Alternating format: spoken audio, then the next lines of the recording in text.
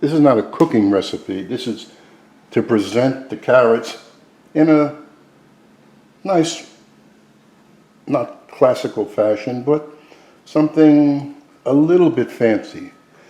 And I got the idea only because I was using an English cucumber and using my channel tool when I made my cucumber salad recipe a few minutes ago, and came out with all of these. And it just reminded me of when I used to work in the industry, how we used things like that, cucumber, leeks, to tie items.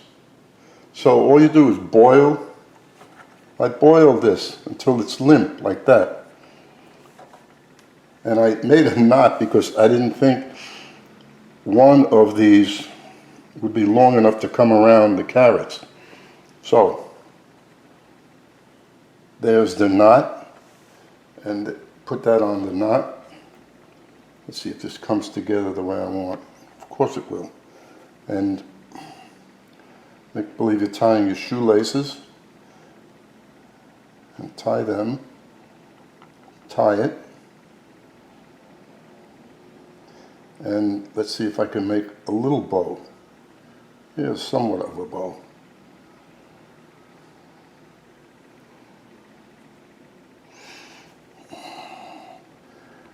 I don't want to waste film, but I'm going to shut the film off, make the bow, and then turn it back on. I've been working with this for 5 minutes. My fingers they're a little heavy.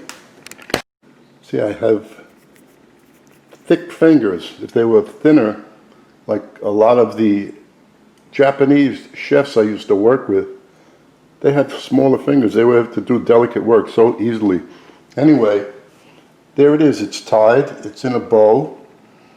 Now what do you do with it? However you want to flavor the carrot. Put it in a skillet, pour some butter over it, brown butter over it, some kind of a mix that's sweet, and then just put it on the plate next to the protein item and the pasta or potato item. And then you have a nice looking presentation for the carrots.